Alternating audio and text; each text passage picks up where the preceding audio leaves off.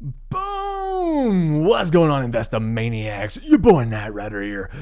One of the greatest CEOs of our generation, Bob Iger, stepping down as the CEO of the Walt Disney Company effective immediately. Bob Chapek is the new CEO. The board of directors announced on Tuesday. He most recently served as chairman of Disney Parks. He helped oversee the expansion over in China.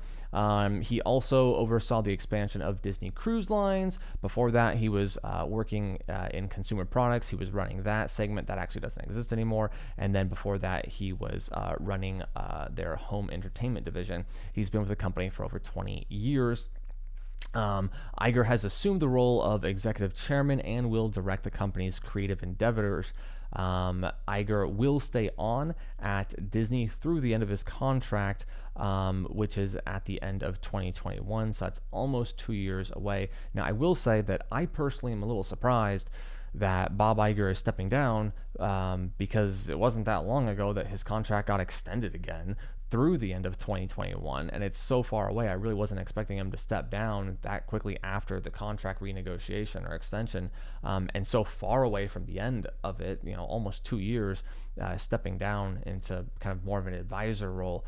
Having said that, it may ultimately be for the best, because if, say, they only announced the successor and then Bob retires and maybe something goes wrong, okay, well, that's not a good situation. Now, Bob has almost 2 years to oversee the transition and make sure everything's going smoothly, so, it may actually be for the better. Bob says, quote, "With the successful launch of Disney's direct-to-consumer businesses and the integration of 21st Century Fox well underway, I believe this is the optimal time to transition to a new CEO." Let's see how the stock is kind of how people are reacting to it. So currently, after hours, we're down about 1.71%, but that's kind of been swinging from about -1.5% to about -3% after hours. And I think that's a somewhat appropriate response. I don't think it's an over-exaggeration. I don't think it's necessarily an under-exaggeration. I think that it probably would be a little bit more pronounced, except for the fact that the stock has already been so suppressed as of late, that we've had such a down draw, that's probably part of the reason why we're not seeing a little bit more of a reaction to that. Having said that, taking into account the after hours down draw as well, I mean, we're probably sub 21 PE in this now, and to get Disney for sub 21 PE, when you have decent numbers. Our 3-year average top line growth is 7.74%. 3-year average bottom line growth is 5.59%. Both of those are well stronger than the S&P 500, and yet you're paying less for it. Now, you do have some weakness here in operating income. I'm not saying it's perfect. I'm just saying overall, you're getting better growth on the top and actual bottom line, and you're paying less for it. And you're still getting a nice little dividend of 1.27% in that as well, and that's actually a tad higher with the additional down draw after hours.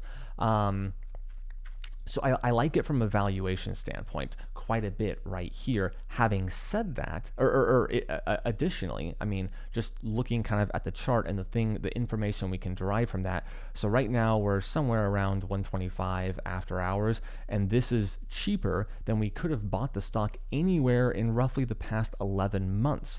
I like that. I like being able to buy it a lot cheaper, because we can get it cheaper now than we could since before, for many, many months before Disney Plus was released. And of course, back here, we didn't know how Disney Plus was going to fare, whereas now we know that Disney Plus had a very successful launch, and yet we can buy it for less than before it even launched. But I don't feel comfortable buying it at this point. Why? Because of the coronavirus. So there's two things that are going on right now, right? One is Bob Iger stepping down. That I'm okay with. If that were the only issue, I'd say it's a buy right now. Go ahead, put your money in. But we're battling that, and more importantly, in my opinion, we're battling the coronavirus, because Disney is a stock that can be very heavily impacted if the coronavirus does become more and more of a concern, because there's so many segments of the Disney business that are going to be impacted by this. Obviously, the parks.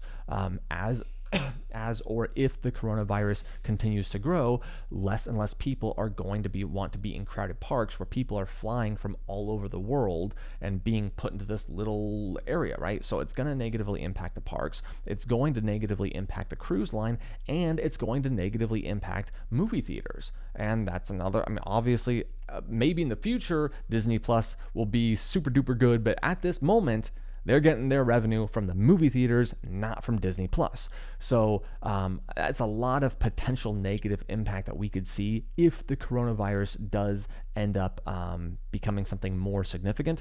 And that's not something I feel comfortable betting my money on one way or another. What I know is if we wake up one day and the stock's still down here and it says, okay, coronavirus is over, it's not a concern anymore, I'd say go ahead and pick up the stock. But until that happens, I don't feel comfortable putting my money in the stock. Hope you guys have a great day.